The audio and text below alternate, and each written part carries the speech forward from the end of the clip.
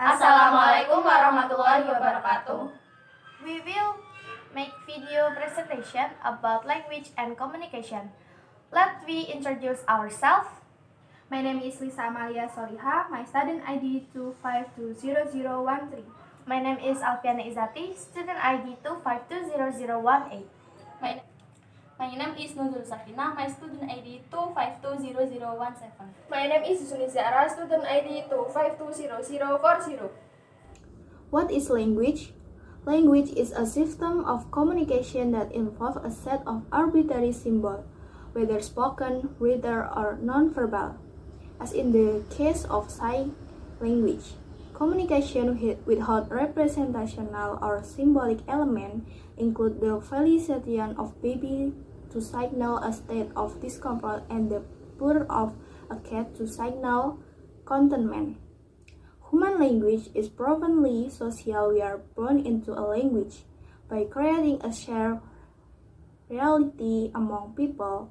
Language is primary means of transmitting cultural concept and tradition. Bahasa adalah sistem komunikasi yang melibatkan sekumpulan simbol yang berubah-ubah, baik lisan, tertulis, maupun non-verbal, seperti dalam kasus bahasa isyarat. Language serves many functions. It can be informative, expressive, directive, or ceremonial. To name only four, one basic function of language is communicate of information about ourselves and the world. Informative language is either true or false. Example of this type of language including the following. Prince of University is located in New Jersey, and capital punishment does not determine. Directive language is used to direct or influence action. The statement, close the window, and please meet me after class are examples of directive language. Non-verbal language, such as hand gesture, can also serve a directive function. Bahasa memiliki beberapa fungsi, yaitu informatif, ekspresif, direktif, atau seremonial. Bahasa informatif adalah bahasa yang digunakan untuk memberikan informasi dan membedakan mana yang benar dan salah. Directive language adalah bahasa yang digunakan untuk mengarahkan atau memengaruhi tindakan seseorang. Expressive language communication feeling and attitude and is used to bring about an emotional impact on the listener. Putri is for the most part expressive language. Religious worship may also function to express feeling of awe. Expressive language might include emotive words which are used to elicit certain emotion. Expressive language adalah bahasa yang mengkomunikasikan perasaan dan sikap seseorang dan digunakan untuk membawa dampak emosional pada pendengarnya. In an article on Toodles who snatched toy, when it was a boy who snatched the toy, he was labeled strong-willed. When it was a girl, she was labeled pussy. Both terms describe the same action, yet cause involve quite different emotional reaction and thereby reinforce cultural stereotype. Will be looking in more deep at emotive language and stereotype. Ceremonial language, the four function of language is used is prescribed formal circumstance such as greeting, how are you, and I do in a marriage ceremony, and amin after a prayer. Bowing or shaking a person's hand also serve a ceremonial function in many cultures. While some languages such as Mandarin, Chinese, Spanish, English, Arabic, and Hindi are widespread. 60% of the world language have fewer than 10,000 speakers. Several of these languages have a purely ceremonial function. Some indigenous North American and Australian language, for example, are used only once a year in ritual and have just a few speakers. The ceremonial language are fast become obsolete as the elder will know the language they. Bahasa Inggris memiliki salah satu kosakata terbesar di dunia, sekitar 1/4 juta kata yang berbeda. Ini sebagian karena bahasa Inggris telah memasukkan begitu banyak istilah asing. Beberapa kata sudah tidak digunakan lagi, dan ada yang memiliki arti baru seiring berjalannya waktu.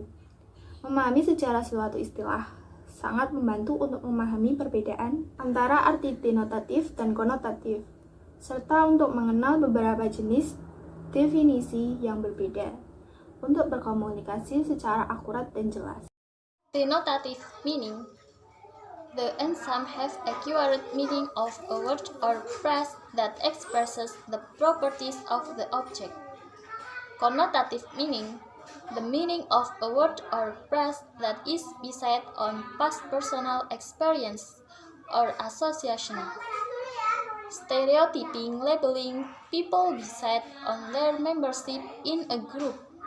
Stipulative definition, a definition given to a new term or a new combination of old terms.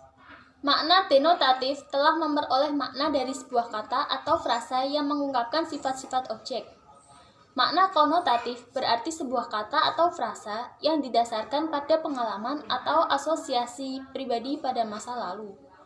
Stereotip memberi label pada orang berdasarkan keanggotaannya dalam suatu kelompok. Stipulative definition merupakan definisi yang diberikan untuk istilah baru atau kombinasi baru dari istilah lama. Denotative and connotative meaning. The denotative meaning of a word or phrase expresses the properties of the object being or even the word is symbolizing. It is the same as its lexical or dictionary definition. For example, the denotative meaning of the word dog is a domesticated member of the species Canis familiar.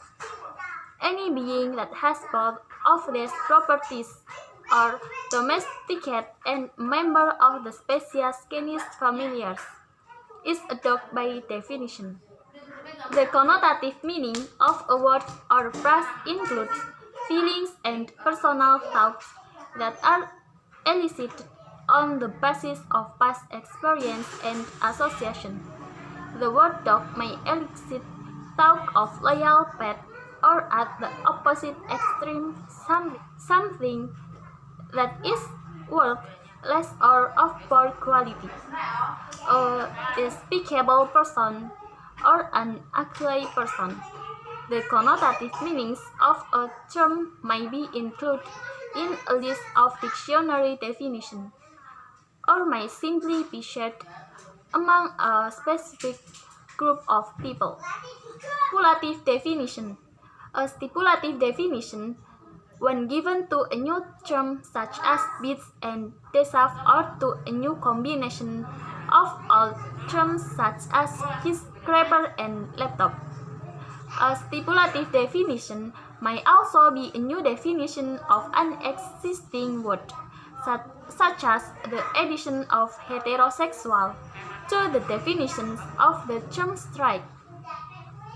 Stipulative definitions often start off as jargon or slang and are initially limited to a particular group of people.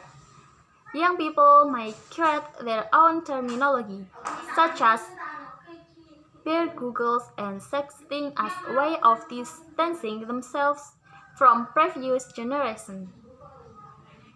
Lexical definition. A lexical definition is the commonly used dictionary definition or denotative meaning of a term. Unlike a stipulative definition, whose meaning is fluid depending on the circumstance, a lexical definition is either correct or incorrect. Most dictionaries are updated at least once a year. The criterion that dictionary editors use in deciding if a new word or stipulative definition should become part of the dictionary is whether the word is used in enough print sources. The two primary purposes of a lexical definition are to increase our vocabulary and to reduce ambiguity. To determine if we are using a lexical definition correctly, we simply consult a dictionary. Of course, some words have several lexical definitions. In this case, we need to clarify which definition we are using. Even within one language, lexical definition of a word may vary from country to country. Homely in the United States usually means lacking in physical attractiveness, plain, and carries a negative connotation. In Canada and England, the contrast, the term homely means comfortable and cozy or homey. Precise definition. Precise definitions are used to reduce vagueness that occurs when it is not clear exactly what meaning a word or concept encompasses. Precise definitions go beyond the ordinary lexical definition of a term in order to establish the exact limits of the definition. For example, the term class participation of term paper in a course syllabus may need to be defined more precisely by the instructor for purpose of grading. Makna denotatif dan konotatif. Arti denotatif dari sebuah kata atau frase mengungkapkan sifat-sifat objek, makhluk, atau peristiwa yang dilambangkan oleh kata tersebut. Sama dengan definisi leksikal atau kamusnya. Misalnya, arti denotatif dari kata anjing adalah anggota peliharaan dari spesies Canis familiar. Makhluk apapun yang memiliki kedua sifat ini didomestikasi dan merupakan anggota spesies Canis familiar adalah anjing menurut definisi. Makna konotatif. Makna konotatif dari sebuah kata atau frasa mencakup perasaan dan pemikiran pribadi yang muncul atas dasar pengalaman dan asosiasi masa lalu. Kata anjing dapat menimbulkan pikiran tentang hewan peliharaan yang setia atau sebaliknya, sesuatu yang kurang berharga atau berkualitas buruk. Orang yang tercela, orang yang jelek. Arti konotatif dari suatu istilah dapat dimasukkan di dalam daftar definisi kamus atau mungkin hanya dibagikan di antara sekelompok orang tertentu. Definisi stipulatif atau definisi ketetapan. Definisi stipulatif yang diberikan untuk istilah baru seperti beat dan kopi tanpa kafein atau kombinasi baru dari istilah lama seperti gedung pencakar langit dan laptop. Definisi penetapan atau definisi stipulatif juga dapat menjadi definisi baru dari kata yang ada, seperti penambahan heteroseksual ke definisi istilah lurus. Definisi yang menentukan seringkali dimulai sebagai jargon dan pada awalnya terbatas pada sekelompok orang tertentu. Kaum muda dapat membuat istilah mereka sendiri, seperti kacamata, bir, dan sexting, sebagai cara untuk menjauhkan diri dari generasi sebelumnya. Dengan demikian, definisi penetapan atau definisi stipulatif tidak benar atau salah, hanya lebih atau kurang berguna. Definisi leksikal. Definisi leksikal adalah definisi kamus yang umum digunakan atau arti denotatif dari suatu istilah. Berbeda dengan definisi determinatif yang artinya berubah-ubah tergantung keadaan. Definisi leksikal bisa benar atau salah. Kebanyakan kamus diperbarui setidaknya setahun sekali. Kriteria yang digunakan editor kamus dalam memutuskan apakah suatu kata itu baru atau definisi ketentuan harus menjadi bagian dari kamus adalah apakah kata tersebut digunakan dalam sumber tercetak yang cukup. Tujuan utama dari definisi leksikal adalah untuk meningkatkan kosakata dan mengurangi ambiguitas. Untuk menentukan apakah kita menggunakan definisi leksikal dengan benar, kita cukup berkonsultasi dengan kamus. Tentu saja beberapa kata memiliki beberapa definisi leksikal. Dalam kasus ini, kita perlu memperjelas definisi mana yang akan kita gunakan. Bahkan dalam satu bahasa, definisi leksikal suatu kata dapat berbeda dari suatu negara ke negara lain. Homely di Amerika Serikat biasanya berarti kurang menarik, secara fisik, polos, dan membawa konotasi negatif. Kanada dan Inggris. Sebaliknya, istilah homely berarti nyaman atau homey. Selanjutnya, definisi purchasing. Definisi purchasing adalah definisi yang tepat digunakan untuk mengurangi ketidakjelasan yang terjadi ketika tidak jelas secara pasti apa arti sebuah kata atau konsep. Definisi yang mendahului melampaui definisi leksikal biasa dari suatu istilah untuk menetapkan batasan yang tepat dari definisi tersebut. Misalnya, istilah partisipasi kelas atau makalah dalam silabus kursus mungkin perlu didefinisikan lebih tepat oleh instruktur untuk tujuan penilaian. Precizing definitions. Precizing definitions are used to reduce vagueness that occurs when it is not clear exactly what meaning a word or concept encompasses. Precizing definitions go beyond the ordinary lexical definition of a term in order to establish the exact limits of the definition. For example, the term class participation or term paper in a course syllabus may need to be defined more precisely by the instructor for purposes of grading. Oke, definisi processing. Definisi processing adalah definisi yang tepat digunakan untuk mengurangi ketidakjelasan ketika arti dalam sebuah kata atau konsep tidak diketahui secara jelas. Misalnya, istilah partisipasi kelas atau makalah dalam silabus kursus mungkin perlu didefinisikan lebih tepat oleh instruktur untuk tujuan penilaian. Precizing definition include theoretical definition are a special class of precizing definition used to example the specific nature of a term. Purposing a theoretical definition is akin to purposing a theory. These definitions are more likely to be found in dictionaries for specialized disciplines such as the science. Definisi teoritis adalah kelas khusus dari definisi sebelumnya yang digunakan untuk menjelaskan sifat khusus suatu istilah. Mengusulkan definisi teoritis ini sama dengan mengajukan teori. Definisi ini lebih mungkin ditemukan dalam kamus untuk disiplin ilmu khusus seperti sains. Misalnya, alkoholisme didefinisikan sebagian dalam Tabor Cyclopedic Medical Dictionary sebagai penyakit kronis, progresif, dan berpotensi fatal. Alkoholisme adalah penyakit dan harus diobati. Tidak seperti definisi leksikal yang hanya mendeskripsikan gejala atau efek. Definisi medis ini mengemukakan teori mengenai sifat alkoholisme. And then, operational definition are another type of precision definition. An operational definition is a concise definition of a measure used to provide standardization in data collection and interpretation.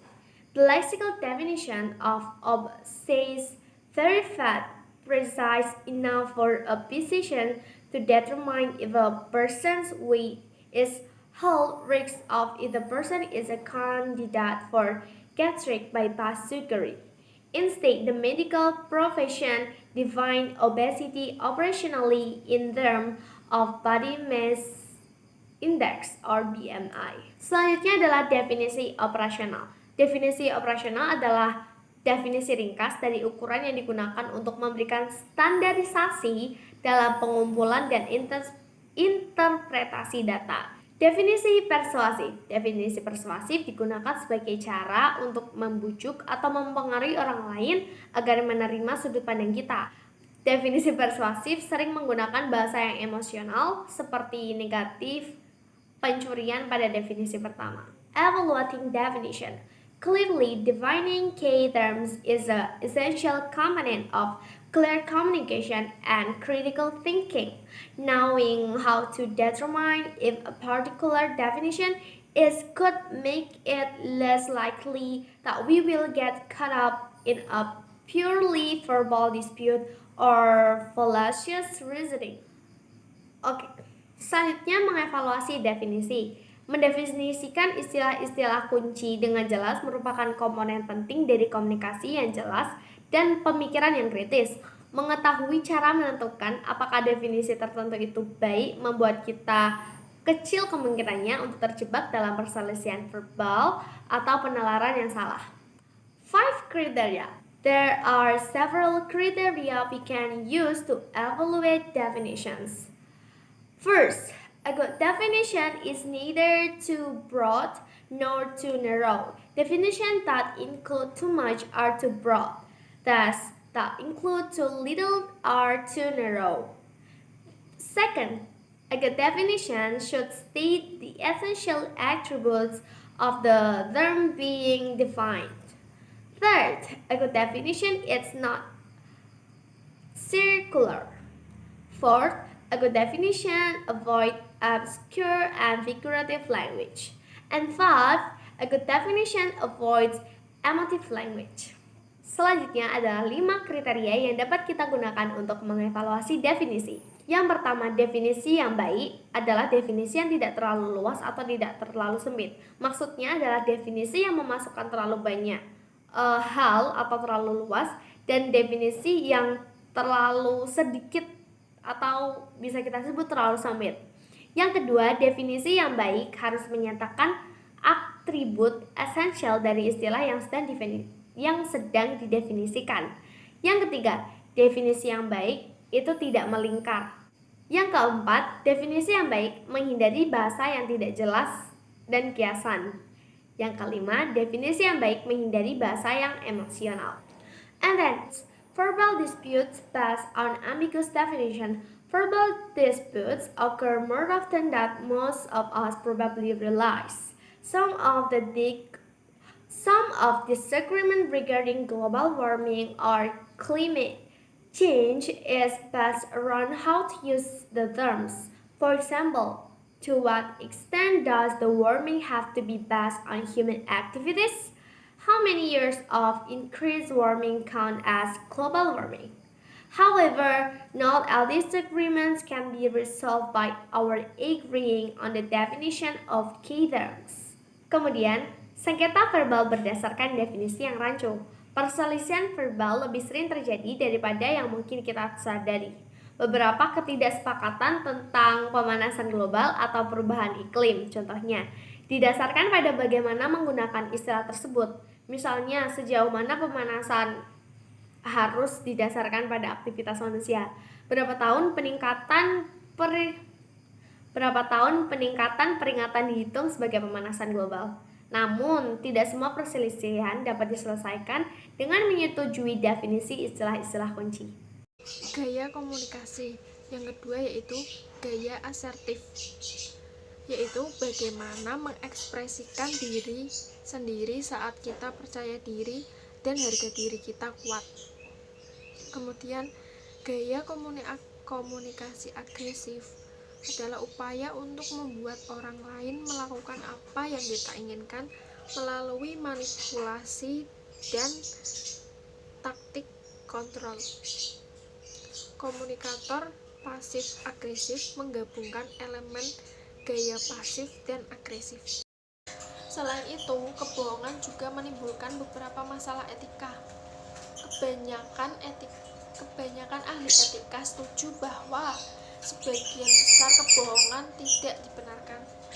Kebohongan dapat merusak kepercayaan. Selain itu, membuat keputusan politik atau hidup berdasarkan kebohongan orang lain dapat berdampak buruk. Perang dapat terjadi karena informasi yang diberikan salah. Seorang pembunuh bisa saja dibebaskan jika petugas atau juri investigasi percaya kepada kebohongannya. Perbedaan budaya dalam gaya komunikasi budaya sangat berperan dalam membentuk gaya komunikasi kita. Dalam budaya Asia Timur, saat Anda sedang bercakap dengan orang, kemudian orang itu mengangguk, bukan berarti dia setuju atau paham dengan apa yang kita katakan. Sebaliknya, ini menunjukkan bahwa dia mendengarkan Anda. Orang Eropa Amerika cenderung tidak nyaman keheningan, sedangkan dalam budaya Asia, keheningan memainkan peran penting dalam komunikasi. Penggunaan bahasa untuk manipulasi. Selain untuk menginformasikan, bahasa juga bisa digunakan untuk manipulasi dan menipu. Manipulasi dapat dilakukan melalui penggunaan emotive language, perangkat retoris, dan penipuan yang disengaja. Yang pertama, emotive language. Emotive language sangat berbahaya jika digunakan untuk menutupi argumen yang lemah dan fakta yang tidak mencukupi, atau saat ia disamarkan sebagai berita di media. Misalnya, karena istilah teroris menimbulkan perasaan negatif seperti itu, New York Times mencoba menggunakan istilah tersebut sesedikit mungkin. Yang kedua, rhetorical device atau perangkat retoris. Perangkat retoris menggunakan persuasi psikologis daripada alasan untuk menerima posisi tertentu. Perangkat retoris umum termasuk eufemisme, disfemisme, sarkasme, dan hiperbola. Yang ketiga, deception and lying, penipuan dan kebohongan. Meskipun perangkat retoris mungkin melibatkan penipuan, namun penipuan tidak selalu disengaja. Menipu bisa jadi merupakan kebohongan. Politisi mungkin berbohong untuk meningkatkan citra mereka. Thank you for watching our video presentation. Wassalamualaikum warahmatullahi wabarakatuh.